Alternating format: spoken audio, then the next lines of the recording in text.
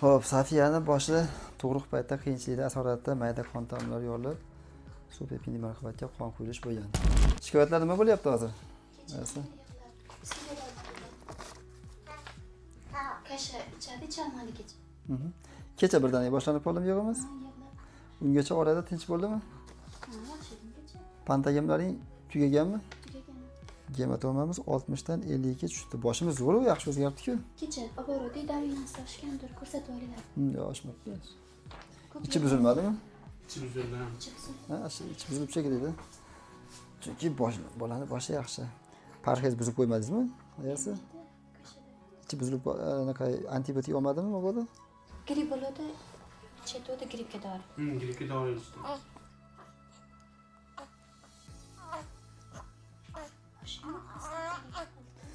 Meni uyimda shamchiroq nima qiladi desa, o'likni ustida shamchiroq qiladi deydi-ku, shun bo'ladi. Shunga bu nimaga antibiotik ol desa, gripp bo'ladi deyapsizlar. O'zi bolani yig'latishni boshlab bergan narsa o'sha vaspaleniya hisoblanadi. O'zgarish. Bola tug'ilayotganda qiynalgan. Tanalardan qiynalib tug'ilgan, shu hisobiga mayda qon tomirlar bosyapsanmi? Nima bo'sh bu?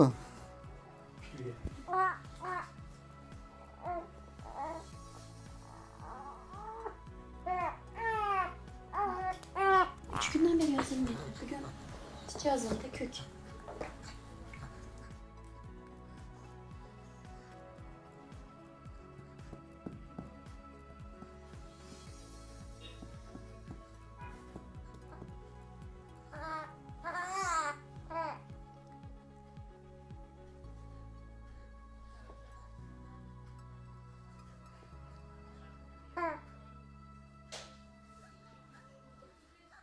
İçi qo'lini qatirib olyapti. Shu ochmayaptimi? Xo'p, Safiyani boshida tug'ruq paytida qiyinchilikda asoratda mayda qon tomirlar yorilib, subepiniy marhamatga qon quyilish bo'lgan. Qon quyilish asoratida bosh miyada gipoksiya degan narsa yuz bergan. Gipoksiya degani miyaga kislorod yetishmasligi degani. Kislorod yaxshi bormayapti, ya'ni kislorod bevosita qon oqimi orqali boradi. Qon bilan ta'minot yaxshi bo'lmay qolgan. Shuni hisobiga bolada cho'chish, sezgir uxlash, yemayotganda ko'p tiqilib qolishlar, jag'ada qaltirashlar bo'lishi mumkin. Ko'proq insonlar bezovta qilib doktorga olib kelishga majbur qilayotgan narsa bu boladagi yig'alar hisoblanadi. Cho'chiyapti deb kamdan kam odam olib keladi, kuchanyapti deb kamdan kam olib keladi.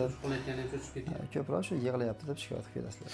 Mana kechagi holatda ham yig'layotganini aytyapsizlar, xolos, chunki kuchanish ko'payib ketdi bolada.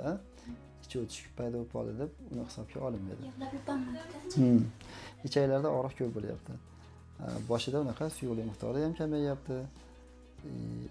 Hematomamiz ham kamayyapti. Yaxshi tomonga o'zgargan boshlanmadan. Endi uni ko'payishini sababi ichini o'tishini sababi haligi antibiotiklarimiz ta'siri bo'ladi. Bundan tashqari gripp bo'ldi deyapmiz. Shamollash ta'sirida ham shunaqa o'zgarishlar bo'ladi. Ammo shuni ochmasligi nimada? Nimani? Shuni ochmaydi. O'sha gipoksiyani ko'ryapsiz. Ma'lum miqdorda Ochilib ketadimi? o'zgarish bor, plus yuryapti. Yaxshi tomonga o'zgaradi. Kecha yig'lagani qornida xolasmi? Bir oyga akides olmaytiradi. Xo'pmi? Qolgani o'rsi. Yaxshi bo'ladi bosh. Xavotir olmaydi. Xo'p, rahmat, sog' bo'linglar. Yomon ko'zida aqlga qarashdan aytamizmi? Ash boshidan. Hijob bo'lmang. Yaxshi ketadi. Ma'lum miqdorda qo'yib yuboradi aka. Yo'q ketadi bular hammasi.